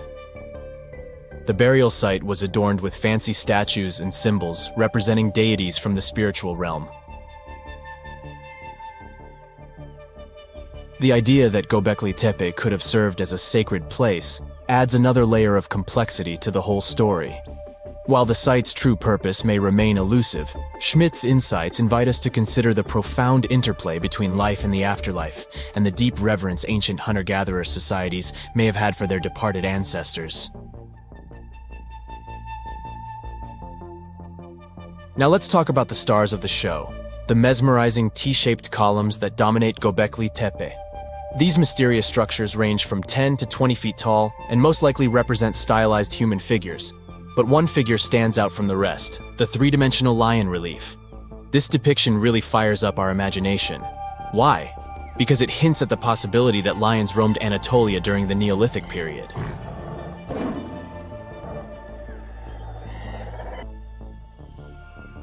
These standing stones are arranged in circles and placed in rectangular pits. Each circle has a similar setup. Two big T-shaped pillars in the center, surrounded by slightly smaller ones facing inward. Talk about a stylish arrangement. These towering pillars reach a whopping 16 feet and weigh between 7 and 10 tons. Some pillars are plain and simple, while others are like works of art with intricate carvings. Foxes, scorpions, and vultures come to life, crawling and twisting on the pillars' sides. But it's not just animals depicted on these stones. Some pillars have abstract shapes representing humans, and even small carvings of clothing items. Some of them even have belts. Now, there's one pillar that stands out from the rest like a rock star. This super old stone pillar suggests that a comet crashed into Earth. It happened during a chilly period that lasted about 1,000 years. Previous studies examining Greenland ice cores hinted at this comet theory, but now the carvings at Göbekli Tepe prove it right.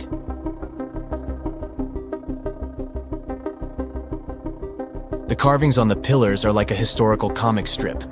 They even show a headless human figure. Researchers fed the images into a computer and discovered their connections to constellations, indicating that this temple might have been an ancient observatory. It's like our ancestors were trying to document this cataclysmic event in their own unique way. Archaeologists have been excavating and researching Göbekli Tepe since the mid-1990s, peeling back layers of history and providing us with a deeper understanding of the intricate relationship between various elements.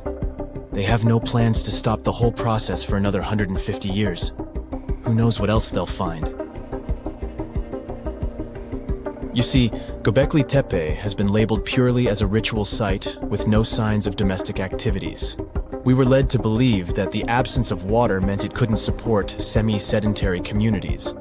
But scientists believe it's time to shake things up and approach Göbekli Tepe with fresh eyes. It's time to question what we believed before and use new evidence and different ways of thinking. Like, there might have been a group of people living in the area who didn't stay in one place all the time. They moved around a bit but still had their own civilization, living in the area semi-sedentarily. Göbekli Tepe is not just home to a single temple. but an astounding collection of over 20 ancient structures. As archaeologists delve into the depths of this wonder, they are unraveling its unique layout, featuring two prominent focal points at the heart of each establishment, complemented by smaller structures and dividing walls. What's even crazier is that in this area, there are over 200 obelisks, which are narrow tapering monuments. We all grew up believing that Stonehenge is the world's most ancient observatory, but now it has some serious competition for the title.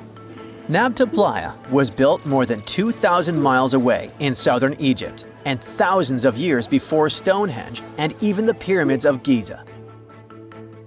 In 1973, a Bedouin guide stumbled upon a strange group of huge stone formations while crossing the Sahara Desert. He led American archaeologist Fred Wendorf to the site, located about 60 miles from the Nile. Wendorf's friend and colleague claims the team found the stones while stopping for a bathroom break in the desert. Either way, what they found changed history. At first, Wendorf thought the stone structures were just natural formations, but then it hit him. This area was once a lake, meaning no natural rocks should even be there. He kept coming back to the site for decades, and by the early 1990s, his team finally uncovered a circle of stones that seemed to line up with the stars in a way no one could explain. After 7 long years of trying to crack the mystery of the site, Wendorf reached out to an expert in archaeoastronomy. They study how ancient people used the stars. One evening, while the expert sat in the cool desert sand staring at the stones, he realized that they formed a pattern radiating outward from a massive burial mound. One by one, as they dug into the sediment, the buried megaliths started lining up like spokes on a wheel. The team had already used radiocarbon dating to test samples from fire hearths and tamarisk wood roofing found inside the stone circle. Nabta Playa had dozens of standing stones, all a few feet tall. Some of them lined up exactly with the sunrise on special days, and others matched up with bright stars in the sky. Inside the big circle, there were 6 special stones that may have been used for rituals or marking important times of the year. Around them, 29 standing stones might have worked like a simple calendar to help people know when it was time for something important, like the summer solstice, the longest day of the year. When the sun rose in just the right spot, it was a sign that the rainy season was coming.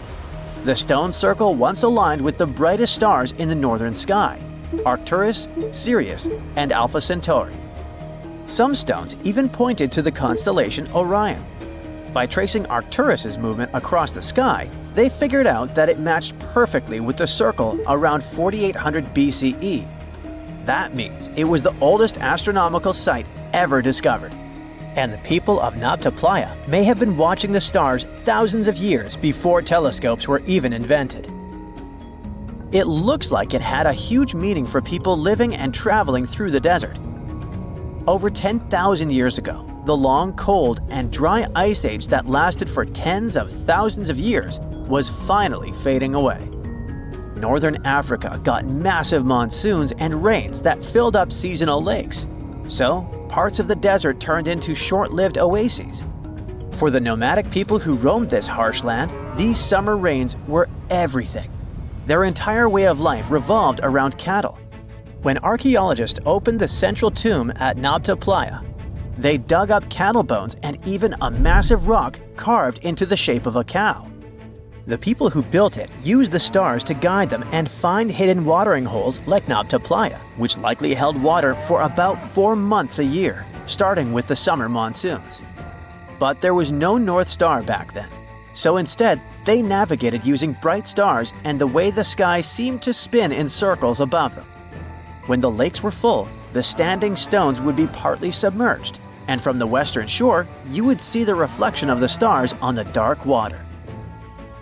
Nabta Playa is way less famous than Stonehenge, perhaps because its stones were buried and the famous site in England was open to visitors for thousands of years.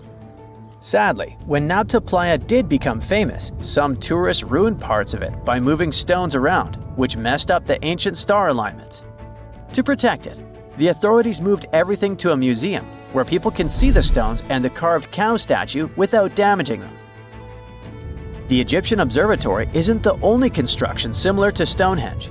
It has versions that were used for different purposes, from Germany and France to the US and the Andes in northern Peru.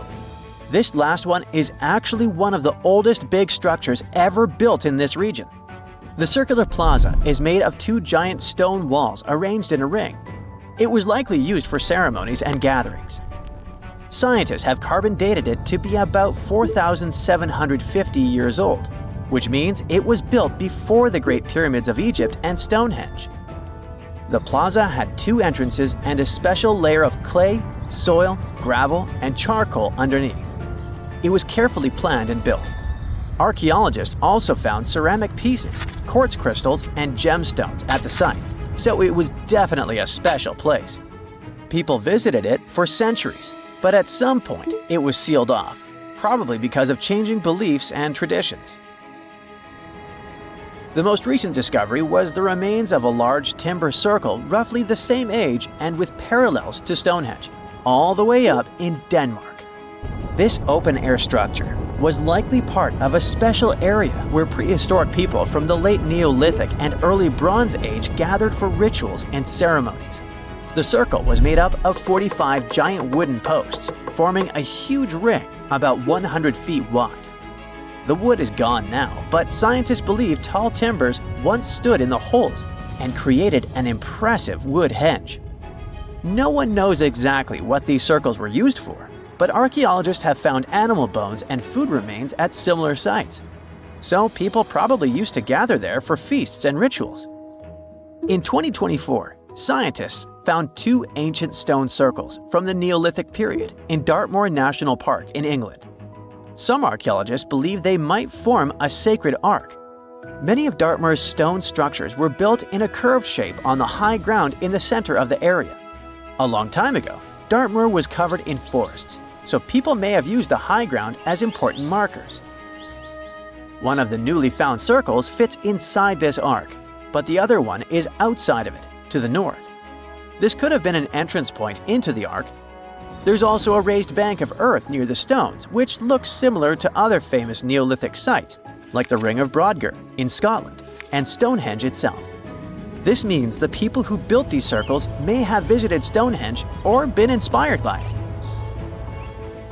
Archaeologists in Oman found ancient stone monuments called tralith, which got the nickname Arabian Stonehenge. They were finished about 2,000 years ago, but no one knows for sure who built them or why. Scientists also found stone hand axes that are incredibly old, between 300,000 and 1.3 million years old, from the time when the first humans left Africa. At another site in central Oman, archaeologists discovered a Neolithic tomb from around 5,000 to 4,600 BCE. There are two chambers with the bones of dozens of people inside beneath a giant megalithic structure. Nearby, they also discovered rock carvings that were made by people who lived in the area. And then there is another Stonehenge look-alike, this time in Saudi Arabia, that was used as an apartment complex thousands of years ago. Archaeologists discovered a total of 345 stone circles by looking at aerial photos of a lava field. Each circle is between 13 to 26 feet and has at least one large standing stone in the middle. These structures still have remains of stone walls and doorways. Stone circles like Stonehenge are often linked to ceremonies and rituals, but scientists say that many early houses were actually built in round shapes, and rectangular homes only became common much later in history.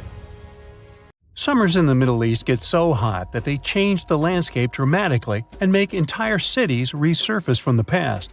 That's what happened in 2018 when the city built by a mysterious empire on the Tigris River was finally released from its water trap.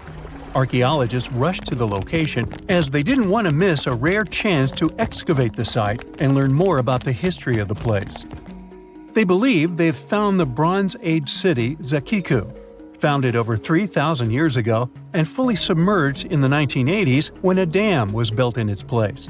It used to be a busy hub for the Mitanni Empire for caravans on the popular trade route. It had water, which is a rarity in the area, and it was a guarantee for success. We know very little about the once powerful empire, as scientists haven't found any written chronicles in the excavated sites. That's why the archaeologists were thrilled to find an entire palace for the local ruler. Several years later, when the area became free from the water again, they found some fortifications to protect the city from foes.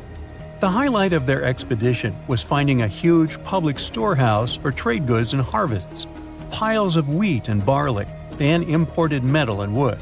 Bread was the staple food for the locals, and they also loved big pots of vegetable soups and stews for lunch. Each household kept sheep, goats, cows, and pigs, so they had a steady source of milk and meat for special occasions.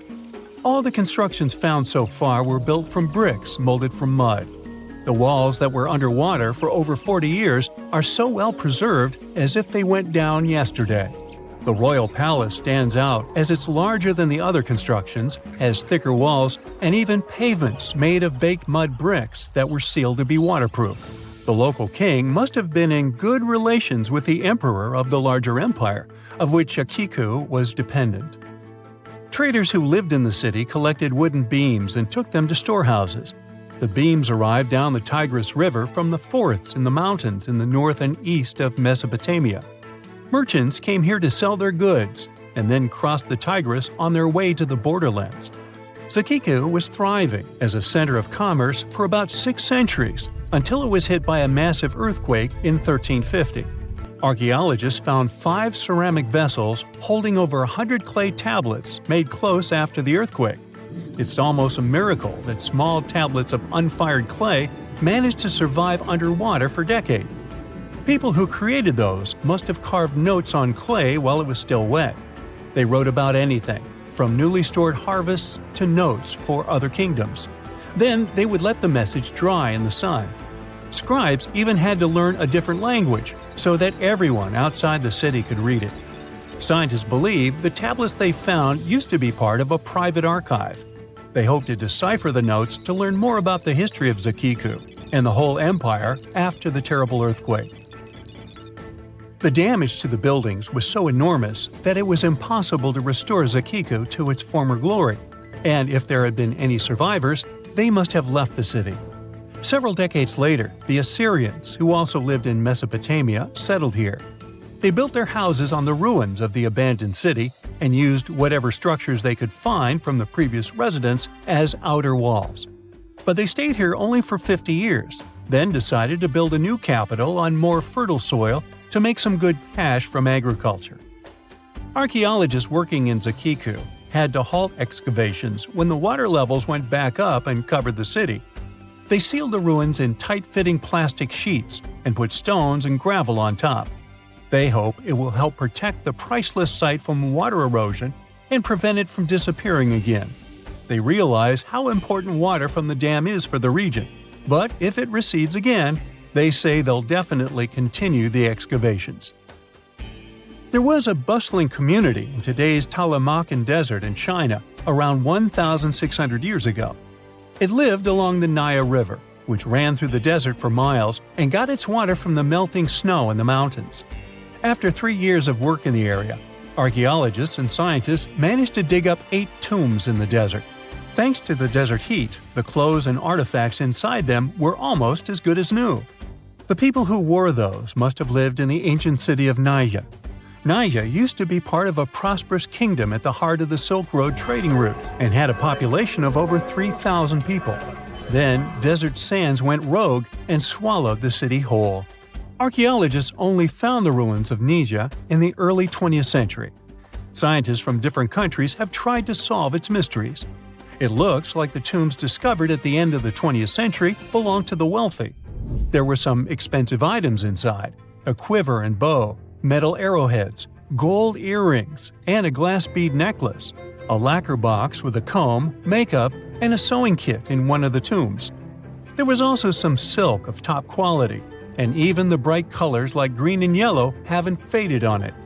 The fabric also had Chinese characters with quotes from historical books, which helped scientists identify the period in which it was made. Archaeologists later found a large dwelling site and the clearing of 3 ruined buildings. It will probably take many more years to understand why the city had fallen and what happened to its people. Saudi and French archaeologists teamed up near Riyadh, the Saudi Arabian capital, and stumbled upon an ancient settlement dating back 8,000 years. The scientists used all sorts of cool tech, like laser scanning, drones, and aerial photography, to unearth this Neolithic-era gem. They found the settlement in a local archaeological hotspot. Among the treasures they uncovered were a stone temple, remnants of an altar, and over 2,000 graves. All these finds tell us about ancient practices and rituals. The team also found the foundations of 4 massive buildings, corner towers, and open-air courtyards, all with underground reservoirs to store water for agricultural use. There was also a smart irrigation system with canals and cisterns, which let the city thrive in one of the driest deserts in the world. Rock drawings etched into the nearby mountain depicted the daily life of the locals. The excavations have been going on in the area for over 40 years, and scientists still keep finding new artifacts to answer more of their questions. Fishers have stumbled upon ancient bones, tools, and artifacts that are 9,000 years old on the North Sea floor. British and Dutch archaeologists and paleontologists rushed to see the finds as they were hoping it could be evidence of the submerged Doggerland. And they weren't disappointed. There were even perfect sets of footprints left by Mesolithic people who lived here.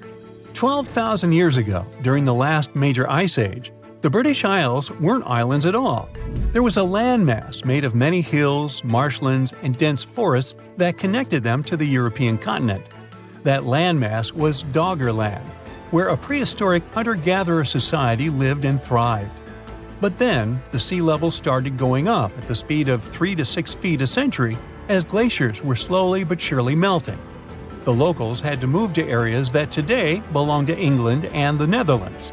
Experts decided to learn more about the history of Doggerland, using data from oil companies working in the North Sea.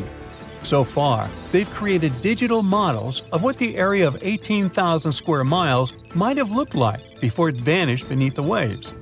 They still need to analyze samples of ancient insects and plants and the DNA of animals to get a full picture. The unanswered mysteries surrounding ancient civilizations have been a source of inspiration for many conspiracy theorists. In fact, some of these mysteries are so interesting that many of us either already believe them or would like to. One thing is for sure though, none of those thousands of conspiracy theories have ever been, classified. Or have they?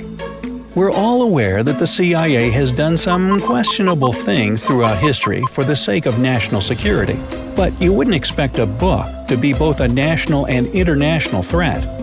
The CIA recently declassified parts of a book that talks about lost ancient civilizations and the catastrophic events that made them vanish thousands of years ago.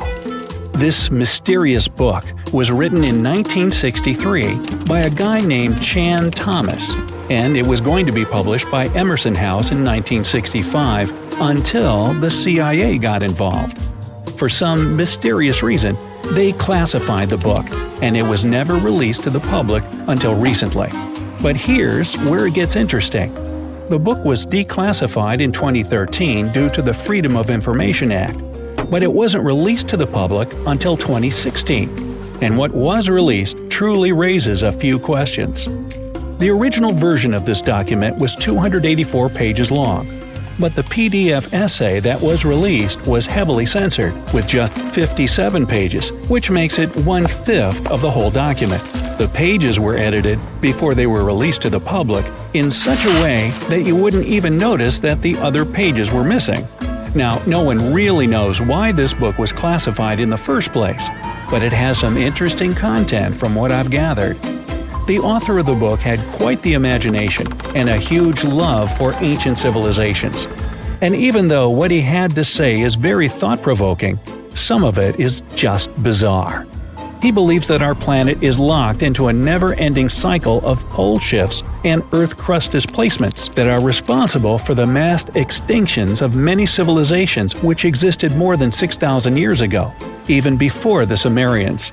He believed that these events caused more damage to the Earth than meteors, and he bases this theory on a few artifacts that exist around the world, but weren't really noticed until recently. But I'll get into that in a bit.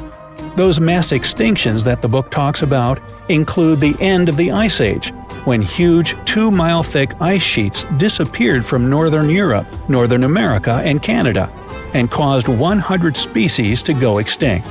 And here's how the author illustrates his hypothesis. He believes that there was a geomagnetic pole shift which caused catastrophic changes to both the atmosphere and the Earth's crust, resulting in the extinction of many civilizations over time.